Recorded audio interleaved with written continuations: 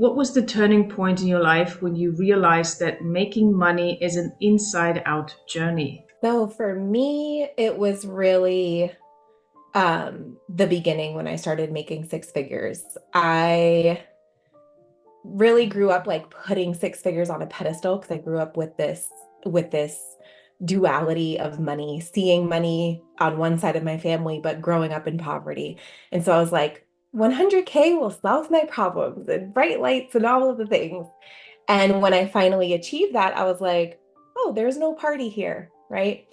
And I quickly got to six figures, but then the problem for me was holding it, being able to have that consistently be where I was at in my life. And so in my 20s, it was roller coaster effect of success. It was like gaining six figures, losing it, whether it was through losing contracts, losing jobs, losing, unexpected large medical expenses, whatever it might be, the money just was not a consistent thing. And so I really started playing with it and I was like, okay, like obviously it's all around me, it's coming to me. Like, how can I create this to be something that is consistent? And I really went on this journey in for an inward journey and learning about manifestation and money and quantum physics and all of these things and really putting the pieces together that like I'm the problem. I'm the reason it's not being consistent in the way that I treated money. And that was really, I looked at money as something to just get, right? Like I was very much in hustle, grit, all of that kind of mentality of like sale, sale, sale, sale, sale, like sales, car salesman energy, right? And in that state when we're just chasing money, like when you chase something, it's running from you, right? You're not attracting it. And so through doing the inner work, what I found was after while doing that and continuing to improve it, it's like, oh, not only did I hit six figures, I was able to maintain that, but also multiple six figures and also able to maintain that and also um, have it be an upward slope instead of the roller coaster effect.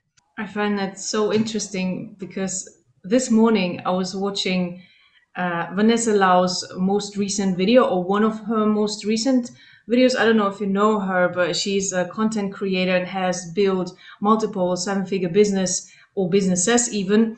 And she crashed also in finding herself, not knowing herself.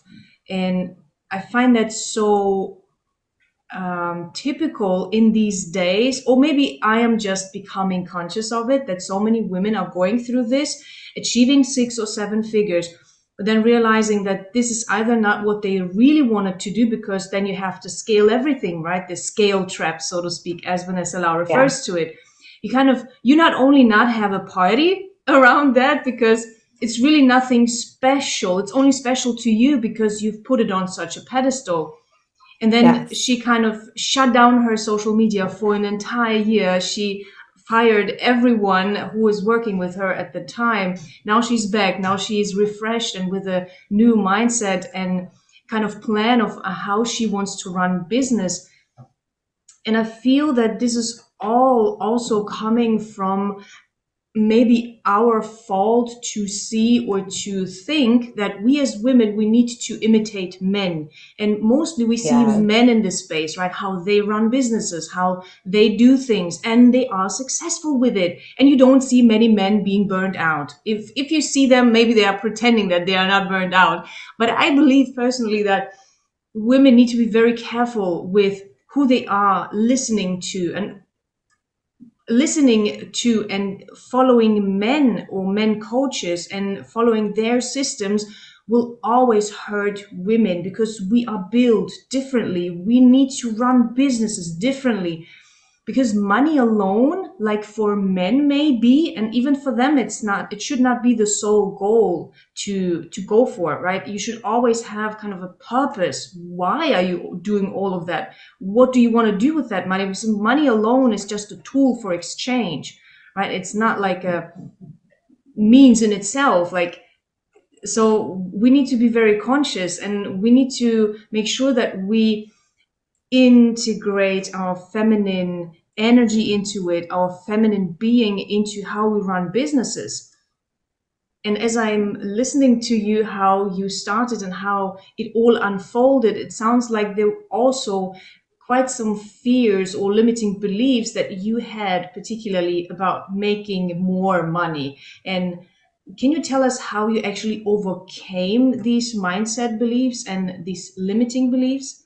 Yeah, for sure. And that's so good. I just want to make some points, if I may, on even what you just mentioned, because we'll get into this, I think, a little bit later, but in my career and helping to build multiple companies, I've worked a lot with male CEOs, and I can absolutely tell you it is a facade. They act like it doesn't bother them, and they're secretly depressed in all of the things behind the scenes. And so it's just very interesting because this can apply to everything, but I 100% believe that women should be learning these things from women, because typically a lot of the times the women come to me after they've already worked with the men, and they're just like, it's not working and all these things. And it's like, well, we have a process of now unlearning and relearning. How do we create that in a way that is really in true alignment for you and what you desire? So for me, it was both, right? Like, I have been homeless before. I know what it's like to live on food stamps. I know what it's like to be dependent on food pantries and things like that. And so for me, it was a resistance to ever go back there. And also the fear of success came with, like, I know for me, as I mentioned earlier, that duality of money that I grew up with looked like my mom having to ask her wealthy side of the family for help and essentially a handout. And that whole thing came with control and constructs and prove it. Like, why are you so irresponsible with your money that we need to help you? And it's like, there really is a thing as, like, you just don't have enough money. It doesn't mean you're irresponsible, right? There's people that they just don't have enough resources to be able to meet their needs. And so for me, part of that fear of success was also, oh, well, now I'm in the position of having to say, to knowing that pressure, maybe even responsibility, maybe even holding boundaries of like, no, I'm sorry, I can't help you, or yes, I can, right? But there is a place in that where there's an enabling and an actual helping, right? Like, if you're enabling somebody, like, and helping them because you do have the means to be able to help them, but they're not able to get out of their situation, like, then that's where you have to decide what you want to be and who and how you want to help in that situation. Are you good with, like, just understanding, like, okay, this person is, like, they're kind of stuck in that mentality.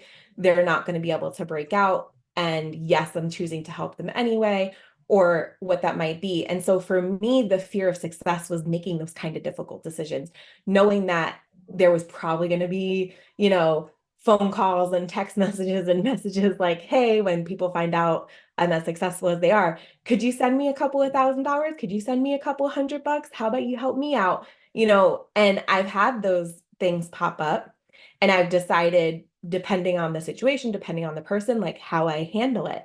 Do I offer to help? Do I offer to say, hey, look, this time I can help you with money, but if you're serious about changing your life, how about we do some work together to, like, help you do this for yourself, right? So for me, the fear of success came with the, how are people going to respond when they find out, right?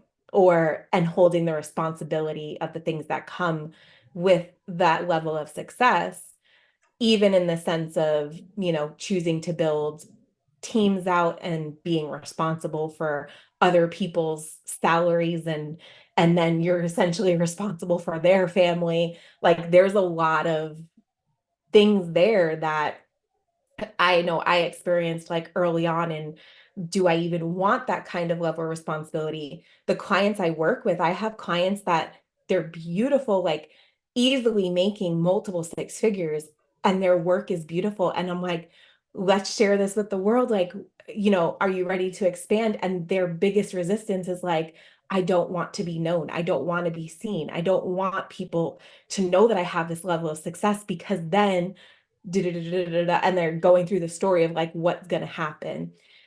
And so for me, and also the work I do with women when they come to me in this space is like, let's create the life that you desire. Like, how about we paint this picture from the vision that you want to create? And we also get to build up the emotional intelligence. We also get to build up the communication to go through those different scenarios. Like, okay, what's the worst case scenario that your mind is like taking you to? You know, if can you survive that, right? Is that going to be like the end of you? Is that going to be like, oh my gosh, I'd rather die than like go through this worst case scenario? And that sounds drastic, but sometimes the conversations are literally like to that point. And that was even like with myself of like, okay, if I'm feeling that much resistance, like, ooh, I'd rather burn down my entire business than have to have that conversation, then I know maybe I'm not ready for that level of success yet, right? But that doesn't mean that I get to just choose that forever. There's different phases and different things to work through that you get to check in like, okay, am I ready to expand now? Really the biggest thing that I learned for myself and also working with clients is we're the ones holding ourselves back. So if there's a, it's very easy to say, oh, I'd love seven figures. I'd love eight figures. If I had that, I would live da da da da da life and like be in this very dream world of what we would do with that level of success. There's a whole different level to actually committing to get that level of success. And when that commitment goes through, we could dream about it all day long of what a beautiful world it'll be. But when we get into the commitment and the seriousness of it, that's when the shadows, the things that we're worried about, show. And it's like, oh, wait, but if I do that, then this person might come after me, or what if I get bashed online, or what if I, and like all these fears start coming up of, am I going to be accepted? Are people going to just see me for money? Are people going to think I'm evil because I have money? Right? Like all of these fears start brewing. And so with the commitment comes where we actually do the work on working through that. And a lot of times it's envisioning that worst case scenario. If that worst case scenario happened, how would we handle it? What are tools that we could work on now? What are ways of communicating? What is the biggest piece is who you are, right? Building up the resilience for that to just ricochet off of you and not directly impact you and take you down. And I do believe that there is like energetic protection that God universe gives us when we say we have that dream of, oh my gosh, one day that beautiful business will, we're in the fairy tale like land of it. Versus like when we commit and we start having all those fears, there is a protection that happens. This is why like overnight success typically doesn't happen, or if it is, it's overnight success that took 20 years to get there. um and this is also why, like, just even looking at something as simple as like people who win the lottery, right? The statistic, I don't know exactly what it is, but I know that within 1 to 2 years, that money is gone. They're not ready to hold that level of success, the commitment, the emotional intelligence that come with it. Like, you have to have a rock solid relationship with yourself, a rock solid like strategy, inner strategy to be able to deal with whatever comes from that level of type of success and dealing with those biggest fears. Because typically the bigger fears that you're worrying about is what's going to come up. And so it's really preparing yourself to be able to like handle that. And I've known for myself, it's like, if I think about now versus, 5, 10 years ago, like my goals now, I'd be like, I was in fairy tale land back then, but like if you asked me if I could like really handle it, I couldn't. Whereas now I can. So when you get yourself to a point of not only being able to fairy tale dream it, but also the reality and the duality that comes with success, being able to truly hold that and it not knocking you down, wavering you, sending you into a downward spiral, all of those things. that's when I believe in the universe and energetic alignment for it of like, oh, okay, well now you're ready, now you get it, right? So it comes with more than just like the desire of it. That's where the inner work is so heavy and so important of like you have to then become the person who has the attributes and the traits and the mindset and all of the things to be able to actually withstand the flip side of what's going to come with that success. I can fully relate to everything that you just said. The fear of success, whatever level you have put on yourself in your dreamland. I think we do that because it looks so easy on the outside from all the people that we see, all the big fishes, so to speak, in the ocean. We observe them daily on social media, and it looks so easy to them, and it might even be easy to them because they have practiced and they have not gained it from one day to another, but it was a process that led them to handle all those things, and maybe not even fully, right? Because they also experience surprises that they don't know how to handle, and they need to find a way to handle it. And I love how you describe the process of finding trust with yourself. First of all, knowing yourself enough. For example, could you even handle seven figures? Do you even need seven figures? Have you ever sat down and calculated all your life's expenses? First of all, how much money do you need to live? And how much money do you want to spend on other things? And what do you plan in your life? What kind of legacy do you plan to leave on this earth? And it might change over time, obviously, but from this point of view, and from today, you can sit down and make all those plans. And I love that because it allows you to prepare for any type of situation, right? And then go ahead and also think about, which I love how you described it, think about all the different things that could happen. And that was actually very helpful for myself as well a while ago to do this kind of exercise because it made me realize that this fairy tale that you put in your head is actually not realistic. It's not what will make you happy or fulfilled, and it will make you feel depleted at some point because it will either be below what you are capable of or below your genius, so to speak, or it will be above.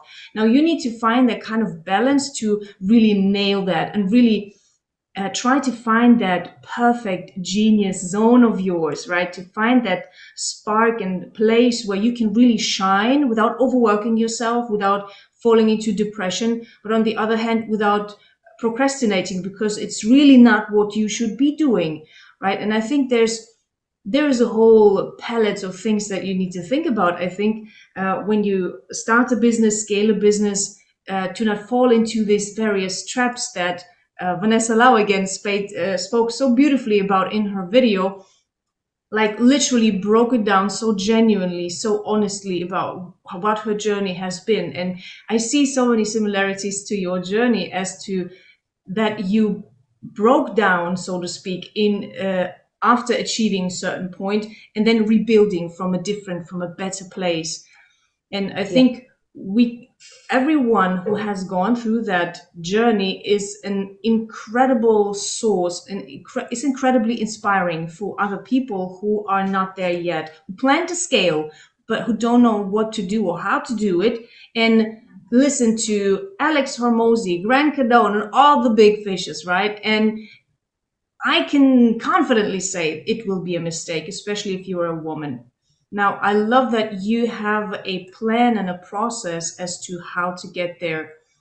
And can you walk us through what motivated you to actually make the decision to walk away from so many different opportunities, to say no? Because we are not really trained to say no, right? We are trained to say no to ourselves so many times, but not really trained to say no to everything that comes at us because we want to serve, we want to be the serving women, you know? Yeah, for sure. So for me, the biggest thing was that my realization of I talk about creating from a relationship with money that's as effortless as the air you breathe, right? And so when I think about this, like, do you obsess over your breath? Like, no, you just naturally take it, right? You don't exhale and then worry, oh my gosh, if I exhale, is there going to be an inhale for me or am I just going to die? Like, you don't worry about that. You just do it. Right. And so breath, but when I think about this, it's such a resonance to the relationship with money that we also get to have, in the sense of it flows, right? Our breath in, we trust that it's going to be there, we take it effortlessly, and we also exhale, we also give back in a sense. I understand, oxygen, and it's different when it exhales and all that, but just the concept, right? We take in and we release out, and we don't fear that by letting go, there's not going to be anything coming back to us. And this is essentially the relationship with money that I get to create and cultivate with other women, and that I did for myself. And I think of another analogy here to kind of anchor this in, is I think of money as a river. You think of a powerful river that is just flowing effortlessly in nature. It needs to be able to just go, and it goes through all sorts of things. And so we think of money as a river in that sense. Money also needs to just flow through us, right? But what tends to happen is we obsess so much about money. We put money on a pedestal. All of my problems are going to be solved when I get money. We have this void inside of us that we're like, I just need more money. We don't, right? We need to, like, that's a whole nother piece of it, but it's like that hole that's missing inside of us has nothing to do with the money. It has nothing to do with, like, everything that we're putting on a pedestal. It has to do with the relationship inside of us. But with the money as a river, if we're thinking about that, it's a powerful river that gets to come to us, and it also needs to go through us and also leave, so that it can continue to come through us, right? If we're standing in front of a river and it's just passing, we don't obsess over that one clump of water, like, no, you can't leave me, you have to stay right here. If we did that, we're putting up a barrier and we stop the flow. And this is what we do with money. We're like, we just need to get the money. I don't want to have to release it. Debt's bad. My bills suck. Blah, blah, blah, blah. I don't want to invest in myself. Like, I need to just hoard it all. Like, and then you're like, well, why isn't money coming to me? Well, because the natural state of money, the natural energy of money is very similar to a powerful river in nature. If you try to stop that river and make that one piece of water stay with you and not move, you're building a dam, and it no longer is a river. It's now a lake or whatever, right? Like, it stops. There's a stopping point. It's not as fast. It's not as powerful. It's not powerful at all. It lost all of its power. And you're just stuck with whatever's right there, and it's stuck stagnant energy. And so what I have found is that just as much as we want the money to come to us, and how grateful and how excited we are when we see money, and we're like, yay, somebody paid me, somebody sent me money, I'm so grateful. We need to be in that same energy when we're releasing the money, instead of being like, oh, another bill in the mail, this sucks, I hate this, oh, fine, I guess I have to pay this. All of these things. I am very well known in my circle for, I don't know another coach out there who receives unexpected money in the mail as much as I do. In 2023, I did the math on it, and it was something like 40 something random checks came to me in the mail. And I don't know the exact amount, because I try to keep the paper checks, but sometimes they get, like, lost. Um, from what I have, I know that $40,000 of unexpected money came to me through the mail, completely unexpected. Not because I worked somewhere or did a job. This was not any payment for any exchange that I did. This was like random refunds from, like, insurance claims like 3 years ago, whatever. It was just random things. One of the biggest parts came from, I unexpectedly had a lot less taxes to pay. So I had a whole bunch of money saved in my bank account, thinking that I was going to owe that to the IRS, and turned out I owed like $15,000 less. So I was able to I was like, ooh, free money. And so, but this happens because when I receive money, like, I also have no resistance in giving money or money going out. I sit with gratitude every single time I pay my bills. mentor's investment drafts for my bank account, whatever. I'm always in the mindset of this gets to come back to me tenfold. This is like I release it with joy. And so it comes to me in the most random ways through free stuff, through money in the mail, of course, through business and all of the things as well. But I'm able to manifest such crazy stuff that people like don't even believe me half the time when I'm telling them. And I'm like, no, but if you understood, we do this work, like it'll happen for you too. And I have worked with clients that all of a sudden they're like, oh my gosh, I just got a $5,000 check in the mail. This has never happened to me. And I'm like, that's because we did the work on releasing all the resistance that you had with just like, no, money, hoard it. I have to have safety and all of the things. Yes, you get to have that too. You get to have, an abundance of money. And also, just because you have an abundance of money and money safe and all of that does not mean that you have to be resistant in releasing it as well. I love your example with the river because it explains beautifully, and I fully agree that money needs to flow because life flows. And if we want to live healthily, I think every aspect of life needs to flow back and forth. And what it does when you actually let go even of your money is it mineralizes. Like if we take the example of the river is, or the water of the river is much richer than the water in a still sea or a still body of water, because it mineralizes through the stones that are oftentimes found in rivers. And through the movement, it mineralizes and it gets richer, so to speak. It gets more valuable than it was before. And I think when we actually find the courage to not only let go of the money, but have a goal and have a purpose with that money. And I love that you mentioned also investing. I think when you invest back into yourself with that money that you've received, you mineralize the money for the next person that will get that money from you. And I think this is also, I find it very beautiful, that kind of analogy, to give an additional gift to the next person that will receive the money that I have mineralized through me, because I've invested that money in me. I've took that money and I've invested in my own development, in coaches, in people who can help me achieve certain things in life.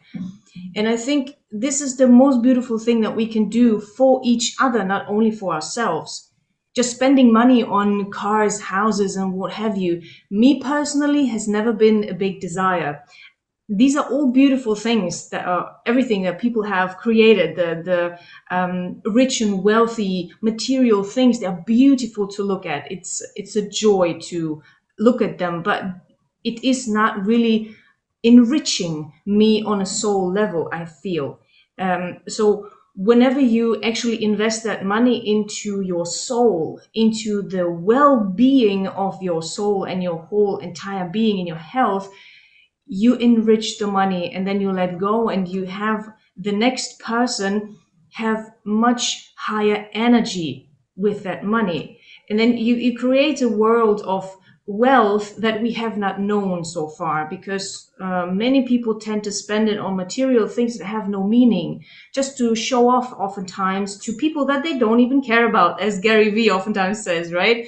And it's totally true. Like when you really think about the stuff that you spend money on, and you have not really thought about why you need that stuff, you keep spending and spending and spending without really getting richer from it. You may look rich, but you are not rich. And I think this is also a narrative and a conversation that we need to change, especially for women, because I feel women need a little bit more volume when it comes to feeling fulfilled compared to men. And I might be wrong about that, but my feeling tells me that we need a multitude of things to really feel fulfilled and nourished on a deep level. So we need to give that permission to ourselves, and to really create that stream of energy for ourselves, and make it okay, make it good, make it a good habit of actually spending money. Because that's also something that I've observed, that people are hoarding that money, that are scared to spend the money. oh, you are asking for money for XYZ? How's that? That's like evil. Like, how can you ask for Right. money, like, for any of your services? We should normalize things. Like, of course, if you're an evil person, you will do evil things. But if you're a good Mhm. person, like, imagine what you could do with the money that you get, because money is just paper, right, from trees, which is a good energy. So how about you create a ripple effect of that positive energy that already lives in you, and you will paint, so to speak, the money with your energy. So if you're a good person and you know that you will do good stuff, why are you scared of money? Like, I needed to tell myself years ago all these stories to kind of heal myself from my blockages for money, my fear of success, just exactly what you're talking about. That kind of process needed to happen for me as well, to overcome certain things, because I also come from, monetarily speaking, poor environment, but in other senses a wealthy environment, which allowed me to kind of infuse that richness and wealth into my money mindset. And I know that you have scaled 10 different companies in total to multiple million and even 1 billion. And I know that so many business owners are really stuck at a certain income level, and they can't seem to break the ceiling. And they oftentimes don't even know why, because they're doing everything right. And they just cannot figure out what's going wrong because they think they are doing everything right. Can you give those people some type of advice or practical advice as to how to break the ceiling if, for example, they are stuck at 100K a year? This is practical advice, but probably not necessarily in the way people are expecting what I'm about to say. I believe in creating a vision, not only for your business and not only for yourself, not only for your team, but all three, and making them intricately woven to all make sense, right?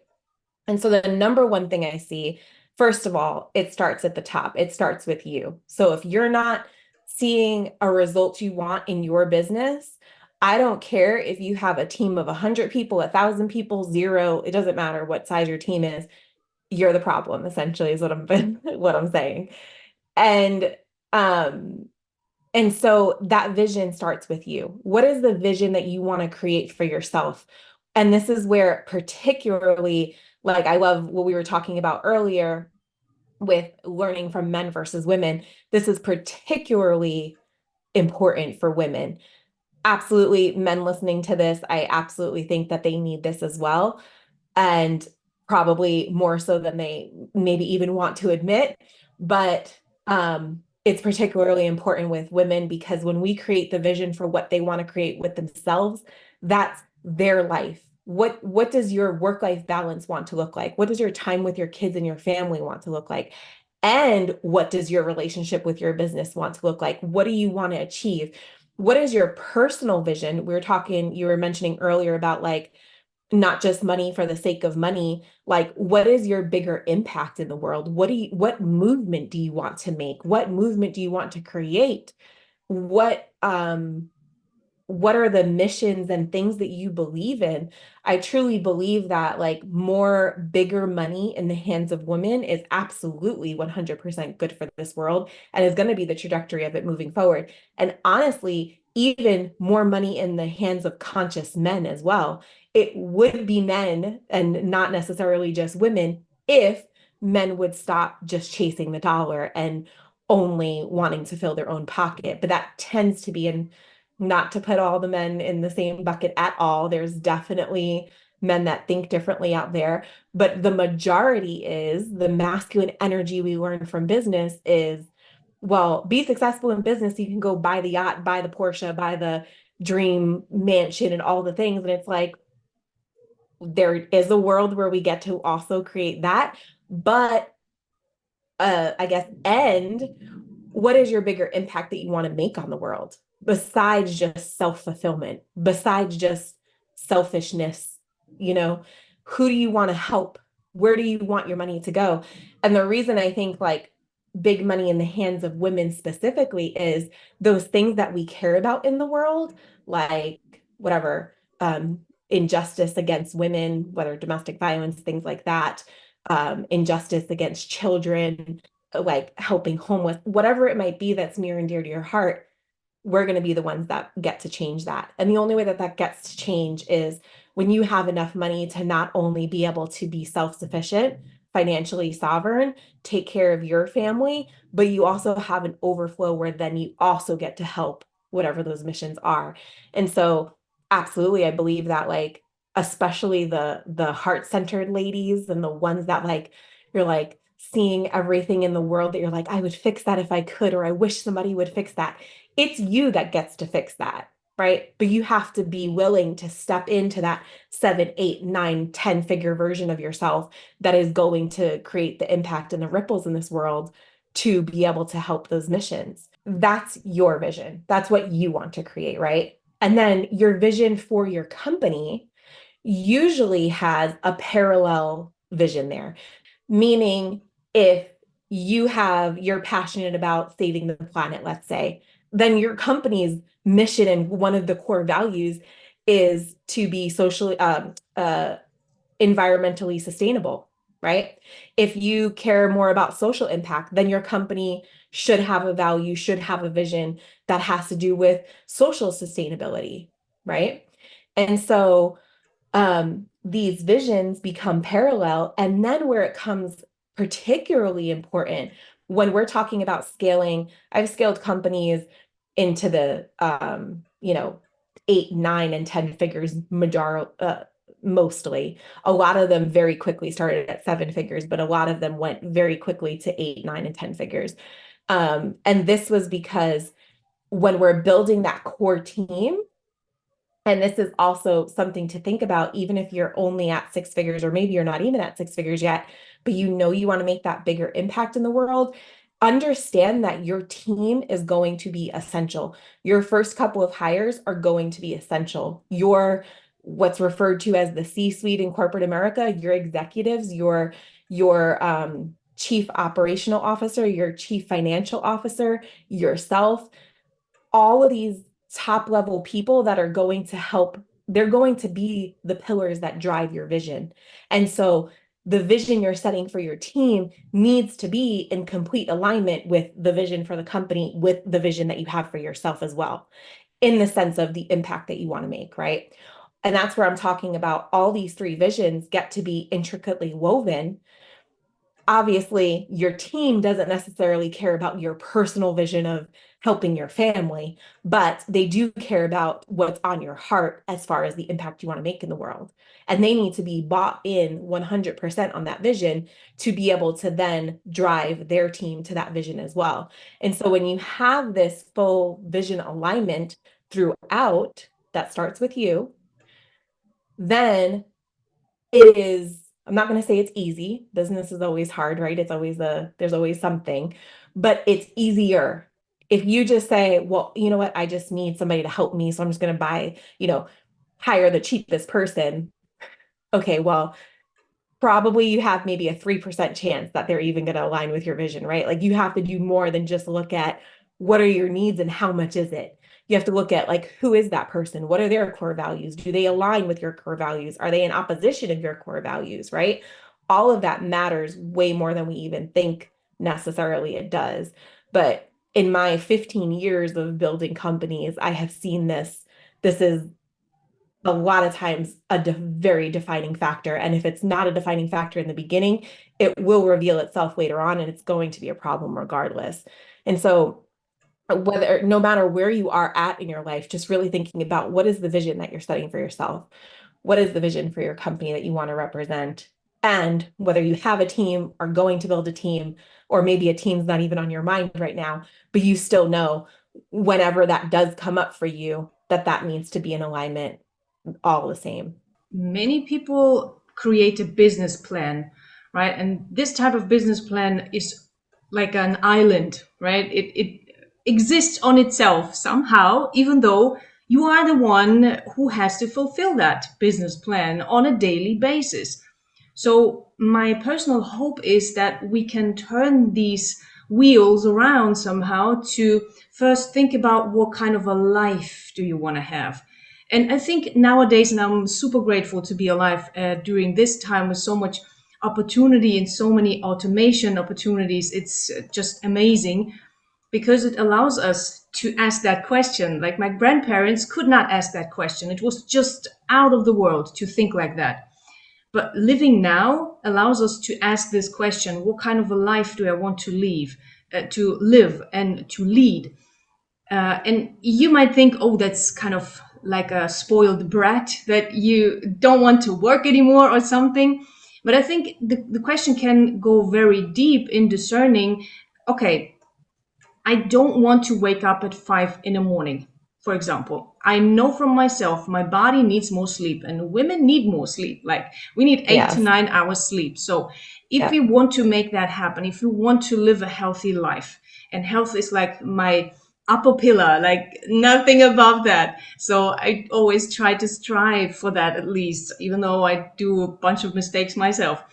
But when you actually ask this question, when do you want to wake up? When do you want to start working?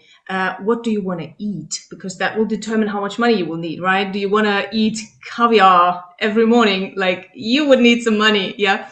If you are happy with organic food, like that costs a little bit more money again, right? So all the things that you set apart in for your daily or day-to-day plan will determine how much money you will need, and then you will have a clearer picture as to how much money do I need for the basic living things that would require me to feel healthy and to be healthy first and foremost. Because if you're not healthy, no amount of money will be good, not for you, not for your family, not for the world, because you will not be operational, right? No matter what kind of business you have scaled, and you can be enormously successful, if you're not healthy on different levels, or have a minimum health level, everything will break down one by one like a domino once your sicknesses start to play a bigger role than your health does. So the sickness takes over and your health kind of breaks down underneath your feet. And many people, is at least my observation, don't think about their health first. They plan a huge business, a humongous business with incredibly big goals, and they start working. I wake up at 5 in the morning because Elon Musk did the same with PayPal, and look what he's done, right? Look at his success now, and this is the way to go, and that's how you do business, you know. And what then? What happens to you actually when you do this 1 year, 2 year, 5 years? Like, don't wait too long for a heart attack, especially if Yeah. you're a woman. Don't wait too long for whatever diabetes or any other sickness that might creep into your body because you didn't take care of it. And we need to be super careful with that. And I urge everyone who's listening to this podcast, my feeling tells me to say this now, because every young person nowadays wants to be an entrepreneur. They all want a business. And I feel the future will push us towards being business owners, with AI being so progressive. Many people will go into business, will be solopreneurs, or will be starting businesses. I urge you to think about your health first, because if you want to stay operational until you're 90, like my grandpa, for example, who still is walking, has his teeth, and could be working if he wanted to, like, you need to think about your health first. And how much more could you achieve if you position yourself and plan your business based on the type of life that you want to lead? And how much time Hmm. do you want to spend with your kids? Let's say you, not how much you think they need, but how much they really need, from you. They don't need you all day long, especially if they are older. Like, if it's 2 to 3 hours, then this means that you cannot work in these 2 to 3 hours. Then it means, what kind of business do I need to create to make that happen? How much Yeah. money do I need to charge? Because women tend to undercharge consistently Yes. throughout all the business levels that I've seen. They tend to undercharge themselves. And this is so brutally aching in my soul that women still believe they don't deserve money. They don't deserve to be rich and wealthy. And this aches my heart. And we need to change that. And I'm so glad that you are so confident about your business platform and what you do and how you move women forward, we need that kind of confidence. We need women who step forward and who have a plan that differs so much from what men are doing. And there are a lot of misconceptions that women have, not only about money and undercharging, but also other misconceptions that I was hoping you would enlighten us with when it comes to financial abundance for women specifically. So I've seen two ends of the spectrum that I want to talk about here. The one is what we have been talking about almost this entire time and alluding to is like this hustle piece, right? Like, oh, I gotta show up like a man, I gotta do all these things. Um, I remember my time spent in corporations as in the C-suite and as an executive, me and another female executive were having this whole conversation about like, this is, I'm just going to put a crude warning here, but I have to say it for impact, for it to be effective, right? We talked about how when you walk into that room in a board meeting or in a management meeting or an executive meeting, the energy is because we as women know that we're not wanted there. It's a felt energy. We know we're not, we are automatically just seen as like lower on the totem pole. And so it's like you have to walk in that room and clap your dick on the table and show them that your dick is bigger than their dick. And that is the energy. This is the masculine energy that women act like and think that they have to show up in the world. Well, because a man is doing this, I have to do this too. I have to show them I'm bigger, I'm better. I carry my junk is just as big as theirs, right? It's like this prove it energy. And then, and this is the world I used to live in. I don't play in this world anymore. And then there's the other side where it's like the super feminine and like, oh, well, if you're really a feminine woman, you just have a man to take care of you. And like, if your man can't take care of you, he's just not masculine enough. It's like, I call bullshit, right? Like there is also a world like where like I can totally, if I wanted to, I stayed home with my daughter for till she was 2.5. I stayed home with my son until he was 18 months old. For me, I could have easily stayed at home and done that. But for me, I was sitting on the couch bored out of my mind. And I'm like, I need to do something. I want to do something. Not from this place of my man's not masculine enough and can't take care of me, but because I have a calling. I have this thing in my soul, this pull that I can't explain, but I know that I'm here to do big things. And there's nothing wrong with that, right? And I also don't have to show up swinging my big dick around to show all the men that like my dick's bigger than theirs and they have to accept me, right? I get to meet at this place in the middle where I think that the conversation is really shifting now, where it's like, if women just understood how powerful they were in their true femininity, because this over here, this I need my masculine men to take care of me is just wounded feminine.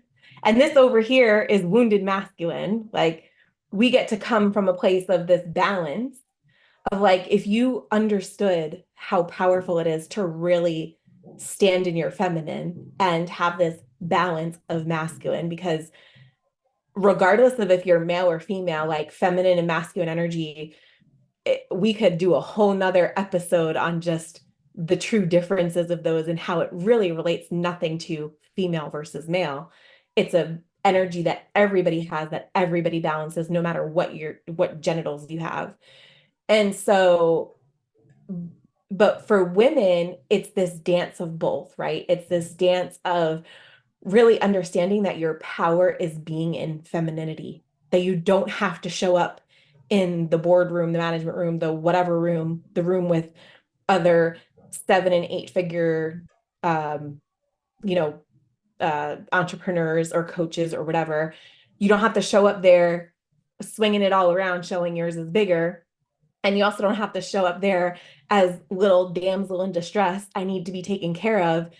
You just get to show up there in your true feminine power and you get to feel sexy. You get to walk in that room with your shoulders back and your head held high, dressed however you want to be dressed, whatever you feel the best in, and show up fully in your power and a full expression of yourself.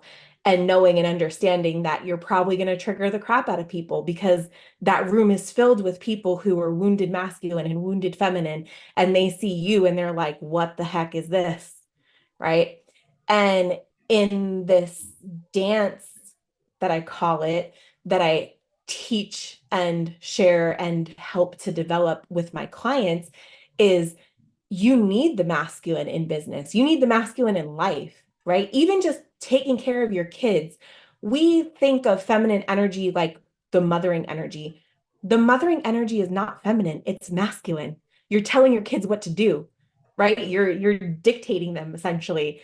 That's masculine energy, that's not femininity. But we just associate, oh, motherhood is the feminine, and that's where over here it's like, oh no, that's the wounded feminine side, right? And so in business, it's really this dance of like, we're leaning forward with our masculine energy and our doing. We're putting our offers out there, we're sharing our message, all of the things. And we're leaning back in the feminine. And we get to also say, that is enough. And that I trust that people are going to come to me when they see and hear my message. I don't have to sit there doing more and more and more and more and more to figure out how to force it to come. And again, this is coming back to the river analogy of like, when we're in force of like money, money, money, money, money, we're in force of the masculine, like, I'm not seeing the results I want, so I need to show up more and do more and all the things. We're in that force energy. We're in that chasing money energy again. And so when I mentioned earlier about the money becoming as effortless as the air you breathe, it's really with this dance of the masculine and feminine, of the lean forward to do in the masculine.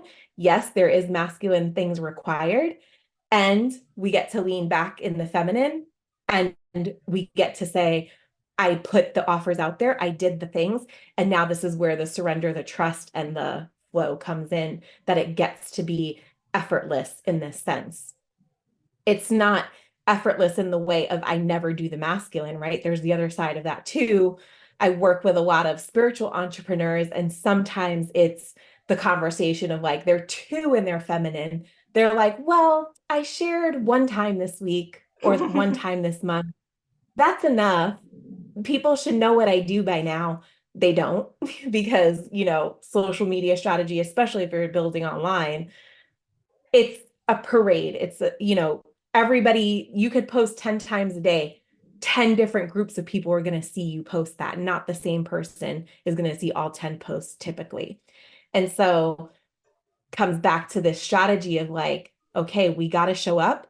We got to do posts. We got to let people know we're open for business. We got to let people know what offers. And we also don't have to force convince sales calls, DMs, all of the things, right? We get to also trust that the right person's going to come to us at the right time, and that the work that we're doing is enough to be able to build as well, and having some patience in there, not getting distracted with instant gratification. Also, not, comes back again to the vision and being able to stand firm in your vision for what you want, where it's like, when you're not seeing the results, when you're not seeing the needle move, also, that's not the time to quit or pivot or whatever. Yes, you can pivot along the way and remake yourself and continue. That is part of scalability and growth. But that doesn't mean giving up, because you're in this space between where you're at now, where you want to be, and you're like, how come it hasn't happened yet? And you're obsessing over why hasn't it happened yet? I had a client, actually, this just happened yesterday. We have been only working together for about a month, but the work we have been doing, she's a spiritual entrepreneur, and she will go through energy drips and drabs of like, she'll show up very powerfully. She'll be forcing, right? She gets in her head about like, I'm not seeing the results. And then she goes and like hides for like a week or two because she's not seeing the results that she wants and all the things. So the work that we've been doing is helping her stay in the energy of what she's creating. Again, coming back to that vision, tapping into her vision every morning, tapping into the understanding of like, yes, I need to show up and do work. And I also don't have to convince and get in my head. So a lot of the work that we did with her was, she had a lot of different offers because she was like, well, I know I could do this and somebody would pay for it, and I know I can do that. It's like, great that you know you can do this and that and all the things. What do you want to do? Again, coming back to this vision of what really do you desire? What really lights you up? You had asked me earlier about like walking away from money. A lot of the decisions were because it wasn't in alignment for me. That wasn't part of my vision of where I was going. That was the opposite of where I was going. I was like, I can walk away from multiple six figures, even seven figures or whatever, easily now because I know where I'm going. I have that clear vision. I am locked and loaded in what I am creating. And anything outside of that is just distracting and it's going to take me off my path. And coming back to that work life balance that I want and the hours I want, could I chase that money? Sure, it could come effortlessly to me. It's literally like people are like, hey, do you want this? Like, sign this contract. We want to hire you.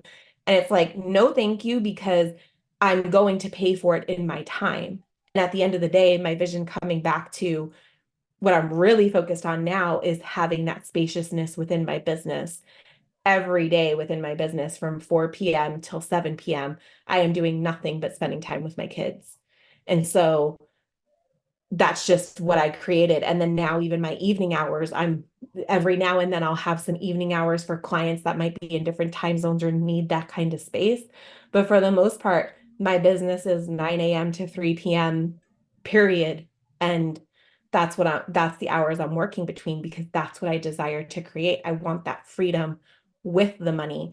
And so if that's my vision, and even though it's like money's over here and money's over here and it's all outside of the vision and I could grab it if I wanted to, it's like, what is the flip side of that? What is the time sacrifice?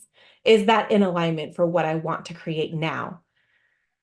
And so back to the story with my client, she really cleaned up what she was doing in the different offers. And what happened just the other day, it happened just this week. She messaged me in like real time about this. She had an offer out there. She had this thing pegged that she was going to do this certain day this week. And when she woke up that morning, she was like, I don't want to do it today. And so she went to go cancel it, but she was having a hard time push that cancel button because she's like, I should do it. It could lead to more money. It could do this, blah, blah, blah, blah. No joke, as soon as she hit that cancel button, within like 30 seconds, she got an inbox message from a client wanting to hire her one-on-one.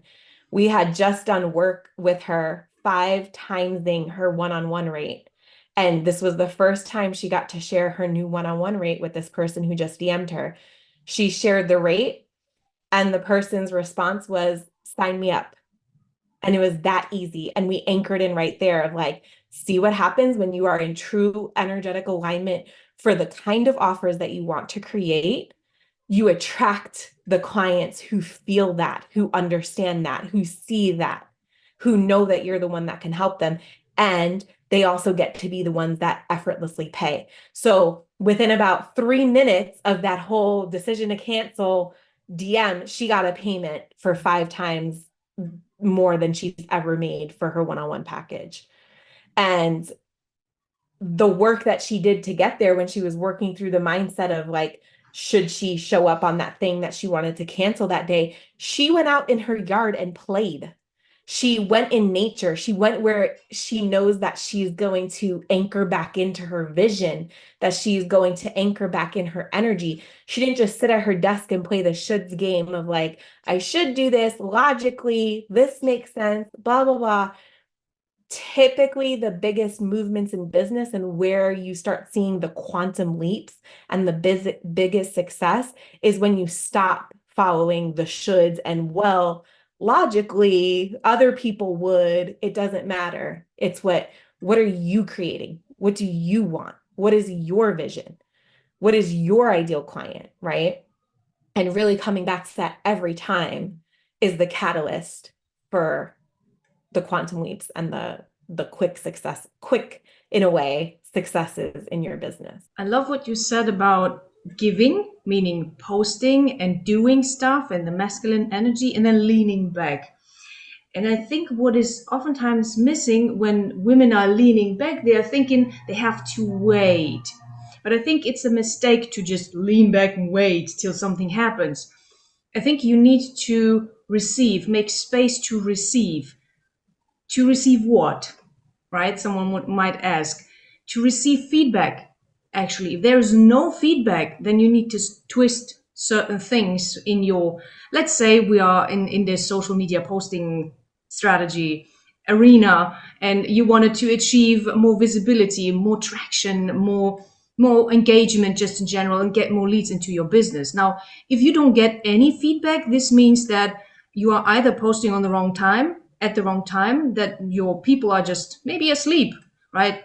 Pay attention to that. And if they're not asleep and they could potentially see your post, but they are not engaging, like the wording plays a big role, how you communicate, how you speak, and all that stuff. But this will enable you to tweak things if you are aware and if you are present. In the leaning back, I believe you need to be present and be very conscious about what is happening now. Now I've given you what is the response.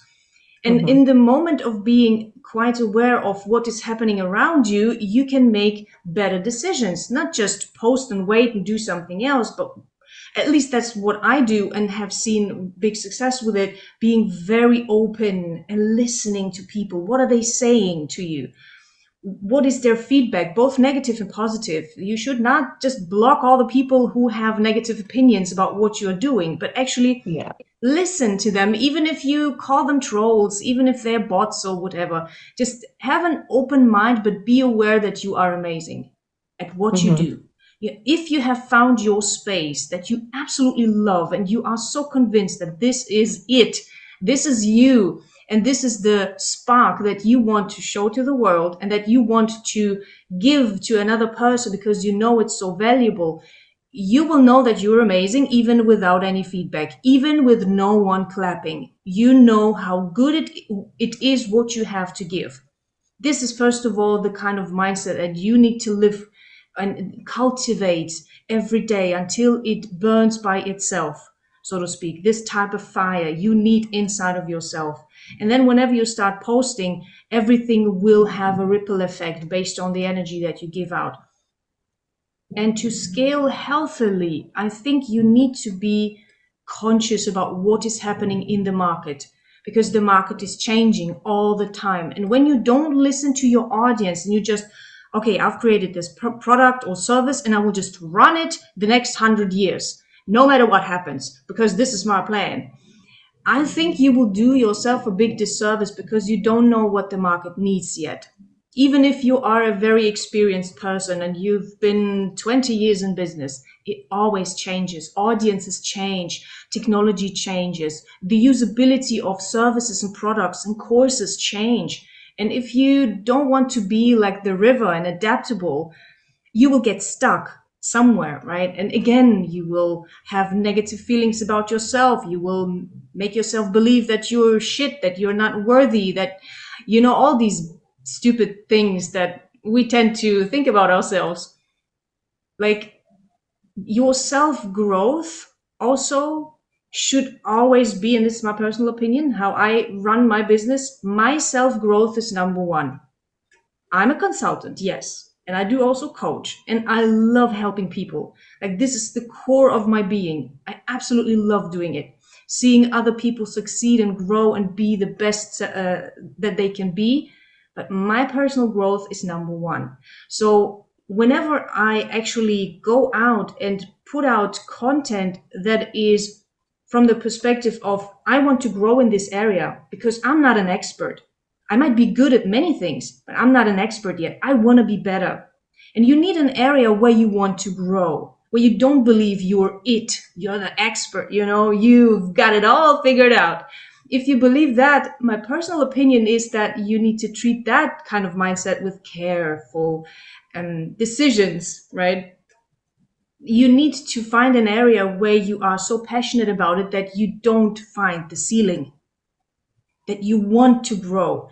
And when you post based on that, the content will be so filled with richness and value that people would want to grow with you. And I think this is what moves people truly. This is the reason why artists are so successful, right? Whenever they put a song out, because they grew. They grew as artists, in case they did. Some get stagnant and never develop, but generally, creative people grow. And so, whenever you allow yourself to grow and you put yourself in a state of wanting to grow, you will be incredible. The posts that you will post, they will be real, they will be genuine, and they will be authentic. You don't even need to read books about authenticity because Yeah. you will have tapped into your authenticity already because you know what drives you. And so, whatever drives you is an energy that sparks energy in other people. And this is the kind of thing that you need to scale healthy businesses, and not just a dry goal of, I want to achieve that amount of money, I want to create this type of service. This is all very blunt and lifeless. And I see this missing in a lot of people and coaches who start coaching because they see such big opportunities in the coaching space. It will be $1 trillion business imperium, so to speak, in this world. It will grow much bigger than it is now. And people kind of fall into that trap. Oh, I will just become a coach. That's the easiest thing, right? I don't need a physical product. It's easy. I just set up one-on-one calls and I get $1,000 per hour. Like, you need to be in the spark and in the growth of yourself. You need to develop yourself constantly. You have to have the desire. And if you don't, maybe coaching is not your thing, right? Yeah. Or whatever you want to do. If that's not the spark that you live by, it's not the right thing. And people follow podcasts about purpose and all that stuff. They're looking for their purpose, right? And that's where it actually starts.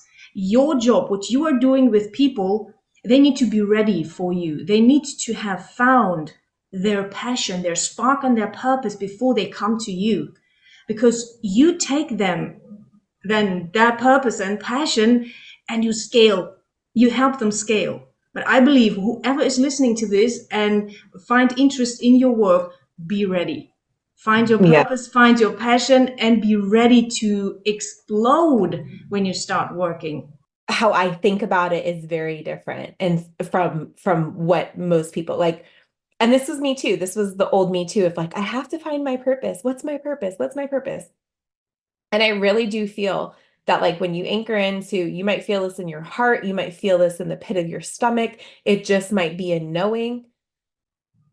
For me, it wasn't like I ever got this purpose download of like, you're supposed to help people with their businesses. Like that wasn't it. It was just this, I have this feeling in the pit of my stomach. I know I'm here for big things. I don't need to know what those big things are, right? So sometimes it's also, there's clarity in the action. There's clarity in doing and figuring out what exactly lights you up, right? And so just to say that is like, you don't have to have it all figured out before we work together either. My biggest thing is like, for me, I love to work with heart-centered women. And so as long as it's not, do not come to me if you are the person that's like, oh, coaching makes money. Let me just jump into the coaching business. Nope. Like there needs to be that fire in your belly, heart, knowing, whatever. You might feel it in all three, but there's something in your body that it's like you are here to do big things. You're here to do more, not just make big money, right? I don't really love to work with anybody who's just in it for money. It's one of the reasons I left the corporate world, actually, because I was tired of making rich white men richer. So I was like, how do I bring this into helping women really become the what changes the world and what helps in all of these different ways that we've been talking about. And the other thing is with the passion, right? Just because we're good at something does not mean that that's what our passion is or what we should even be doing. You could be great at something and it also feel like a dud in your body, right? Like for myself in corporate world, I was a chief financial officer, budgets, numbers, like all of those things was my wheelhouse. I had HR under me. I basically essentially ran the full people side of things, the full financial side of things. I worked with investors and the board and mentored the CEO. And while I can do numbers, I don't want to help you with that really. That's not my passion. Am I good at it? Yes, because like I was talking to somebody the other day about it. I'm like still telling people like I'm not interested in going to work for their corporations as their CFO because my reputation precedes me in the corporate world. I didn't even ever have to look for jobs. It was like if you want a badass executive, hire Sarah Dumas. And so was I great at my job? Absolutely. But why was I great at my job? I looked at the core of like, okay, this is my skill set, but what was I really good at? And what were the things that let me up? The things that let me up was the people side, the mentoring side. I was consistently the highest rated executive. My team was consistently the highest performing team and the best working collaborative Essence team. And I had a fully open door policy with my team where they can come to me and they knew that if they were doing their job effectively and they were succeeding at what they were doing, there was nothing I would ever gatekeep and not teach them. I was the mentor that was like, I was like, where I sat with every one of my employees, where do you want to take your job? What do you want to do? How can I help support and get you there? I don't care if it's with this company right now or if you're going to be leaving and going to a better role in 3 years. My goal was to leave every person that worked directly for me better. And in that same essence, so loved the mentoring of those who reported to me, I often found myself, those of you who are listening who might be familiar with what CFOs do, it is not common for the CFO to mentor the CEO. Typically, it's your CEO and your CFO that are working together in close partnership to be able to scale the company. But I often found that I was sitting there having executive coaching sessions with the CEO because whatever they were moving through, I was always in my mind and in and who I am. At the end of the day, I'm a mentor. That's not something I can shut off, right? And so regardless of if I reported to the CEO, if I saw that there was a challenge there, I'm going to close the door. We're going to sit and have a conversation. It was not uncommon for me to have closed door sessions with my CEOs for 2, 3 hours sometimes when they were working through some hard things. And because of that, because of my willingness to really step out of my role, and essentially I was a coach within the corporate world without them realizing it. I kind of realized what I was doing, but they didn't really know. But they were like, why is our teams becoming more successful? Why is the CEO becoming more successful? Why is the executive team able to now collaborate together instead of fighting with each other and arguing and all of these things? And it's because I'm kind of, in the words of one of my founders that I worked with, I was the glue that held everybody together because I was able to come in and see, like, okay, this is what's going on. This is, there's some emotional intelligence growth needed here. This person can't handle this kind of conversation. And this gave me a whole different perspective when I came into the coaching world and why this unique experience of building these different companies also gave me this perspective of like, I know exactly what's needed at every step of the way, 7 figures, 8 figures, 9 figures, 10 figures, because I did it across multiple different industries. And that all can apply to the coaching space because most of the work I did, again, going back to vision and it starts with you, was helping the CEO realize that they're the problem and that, like, in a nice way, right? And then, like, how can you set the tone here? How can you set the example? How can we move through this to help you lead the team better? How can we take the pressure of the responsibility off of you so that you're not like, showing up grumpy every day because we're not, getting where we need to go and you're carrying all this burden and pressure on your shoulders only, right? And one of the reasons I'm so passionate about like wherever you are in your business, whether you're just starting out or whatever, like mentorship coaching is absolutely needed. Absolutely get support. You cannot do this alone. I don't care how successful you've been, it does not matter. The best, like, I think it was something you said earlier, Ella, of like this desire to always grow yourself. It should be a requirement. I wish it was. Hopefully one day it will be of like, oh, you want to be a CEO? Okay, well, you have to take a prerequisite course of like prove that you are going to continue to work on yourself. Myself, I've been investing in myself for 18 years now. I will never stop because I believe that, like, though I am way different than I was 18 years ago, I'm also going to be way different version of myself 18 years from now than I am today.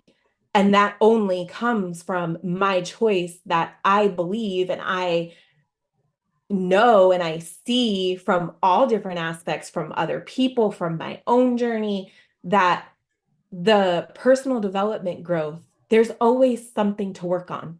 We never get to this level of, aha, we've achieved it, done, don't need to work on myself anymore. I'm just a genius. Like, if that's the case, I suggest you go see a therapist and like see if you're a narcissist or something, because that's probably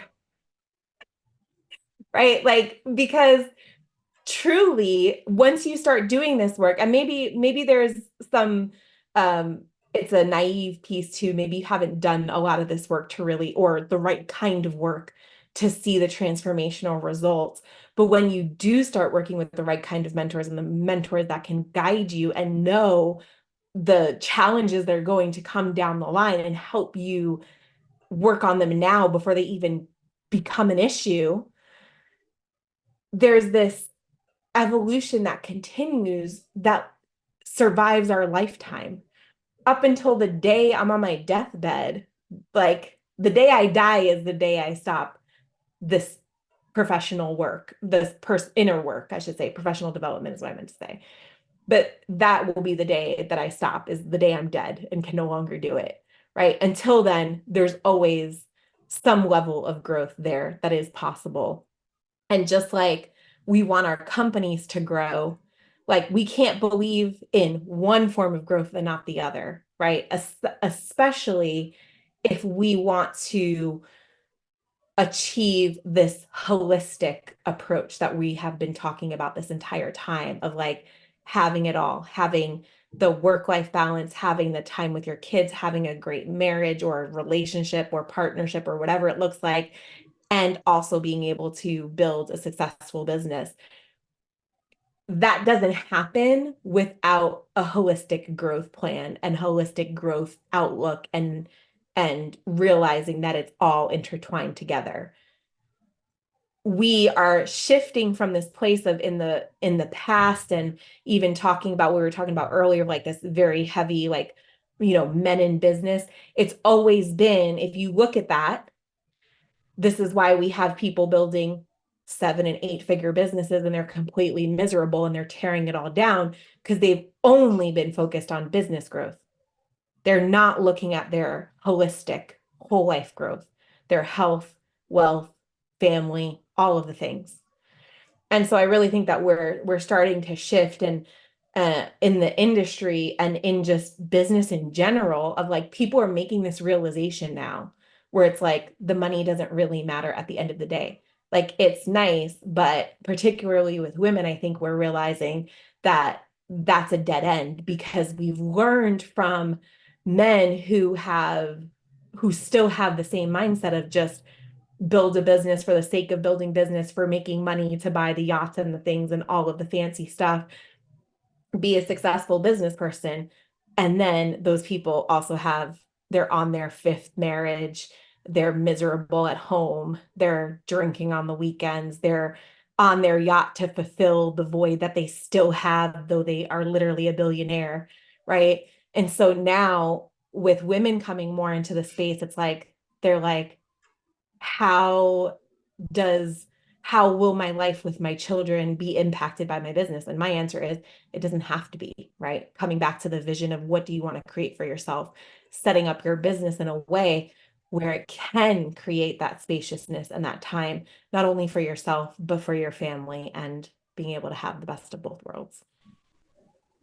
I absolutely agree that I see this change and shift as well. And I hope that by women being on the market more and more, the healthy version at least, where women understand the flow that you described so beautifully, the female and male interconnected and really working together, that we can be a role model for men to actually stop Yeah. doing that kind of toxic male business type of system that also drives them into an unhealthy place.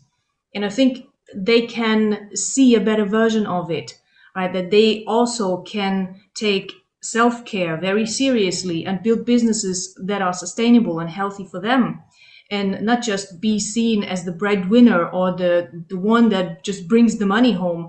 Like, I think there is a big opportunity for us women to lead the way in this sense, to open up the space for men to see how we can be better at doing business, how we can pay attention more to our needs and families. I think this is anyways a dying thing, a family. So may we make the best out of it. The last ones, the last children that will be born in the maybe two or three next generations. And my personal belief is that's it.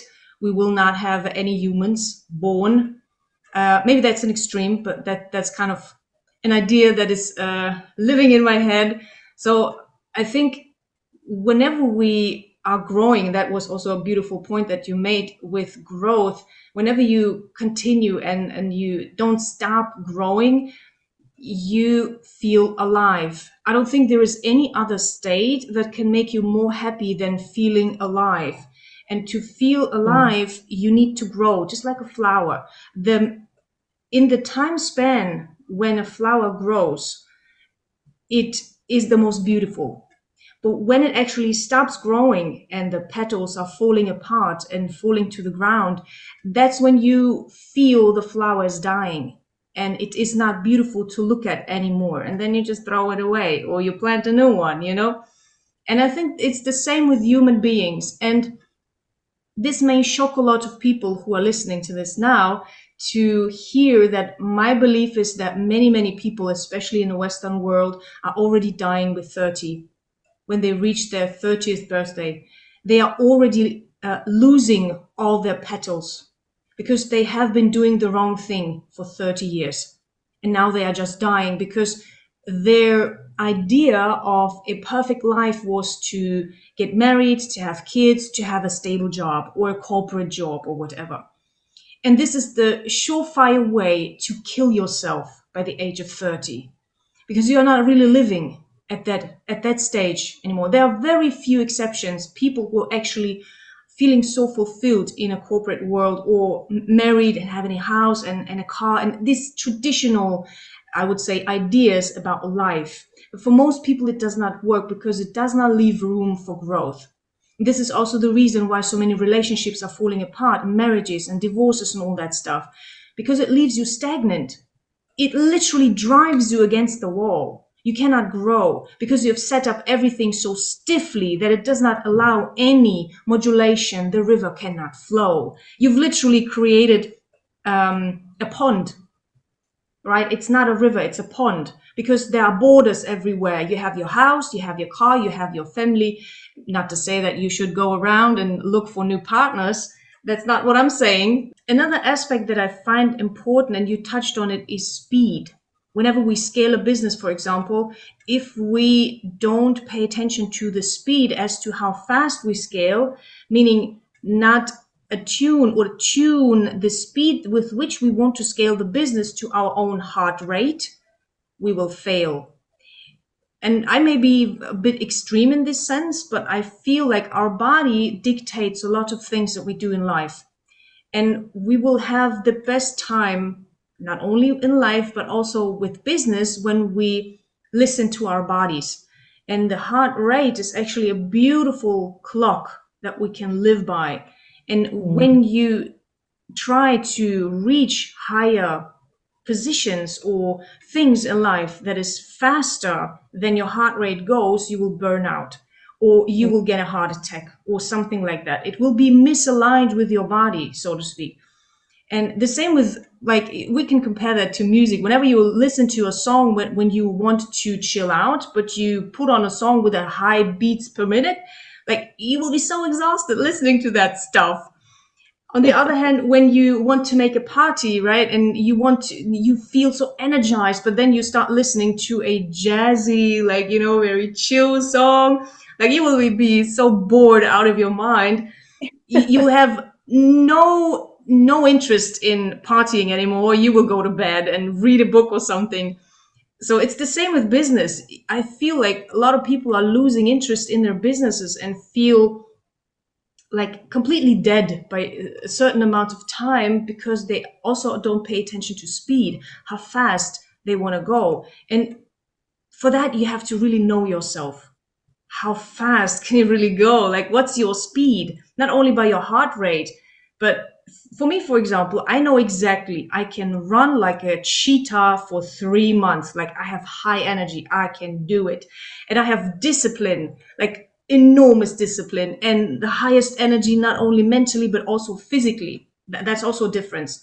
Do you have high energy here, or do you have physical high energy? That you have to Mhm. attune to your business and how you actually build that whole thing. But after 3 months, I need to have a break. If that's the same topic, like I'm burnt out, like I need something else. I need to fill my other cups that are also there in life. And when I actually follow Yeah. that, I can scale enormously in those 3 months, whatever I want to build. And then I pause and I build something else, right? And then I come back and I build more and then I build more. And this is what helps me to have fun actually doing business. Because if fun is missing, what are you doing? You're killing yourself. It's so true because like that just goes back to like when we're talking about the purpose, passion, and all of that. That's the work that a lot of my clients we get to. They come to me, on in different phases, but some of those phases are when they're burnt out or they're like, my business feels like a chore or my business feels like the worst, another job. Like we go into business not to create another 9 to 5 box for ourselves, right?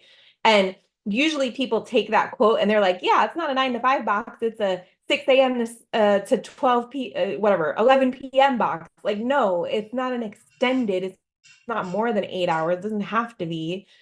But it's really coming back to like what the work I do is like, how can we create this in a way that's going to light you up so that you love showing up every day?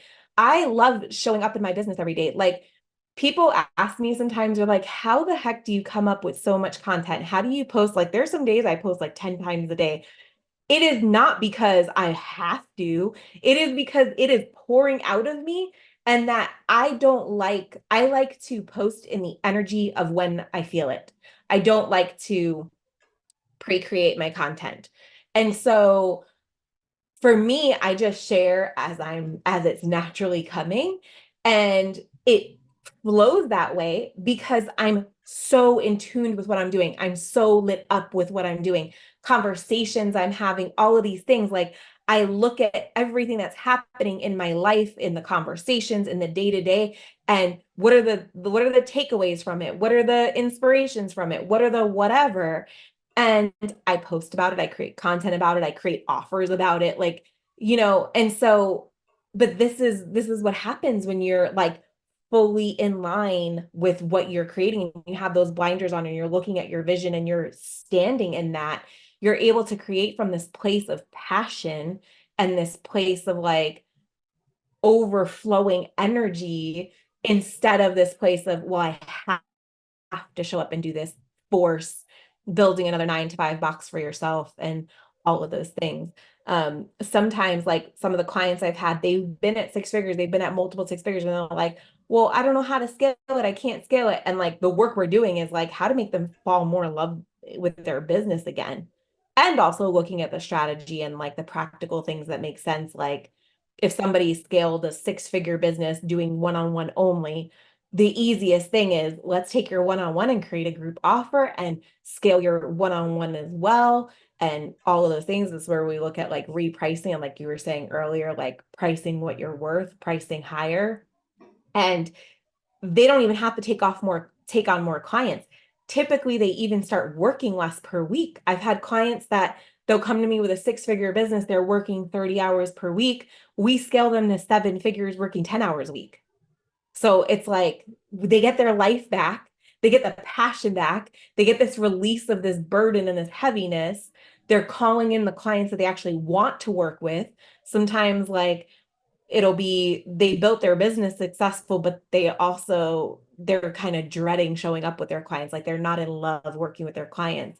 And so it's like, how can we like just whole from a holistic standpoint, looking at all the factors, yourself, your home life, your business, the clients you're working with, what lights you up, marry all of those things together. And like business does not have to be hard. We just complicate it because humans love to complicate everything, right? But coming back to that simplicity of like, just because you're good at something does not mean you have to offer it as a service or whatever. Like, what are the things that you are also good at and that light you up, that have a burning desire? That, like, if I put you on a stage and told you to talk for 10 hours, you could do it effortlessly, right? Like, because you're so lit up, you have so much information about it, you have such a passion to share it. That's where we need to be building the business from, not just building the business because, well, it makes good money. Well, this is, you were talking earlier about looking at the market and what people want. I love to do that as well. And also looking at it from the lens of like the next step of verifying that is like, do I actually want to do this? Is this going to excite me to talk about? Because also, just because people are asking for it doesn't mean you have to offer it, right?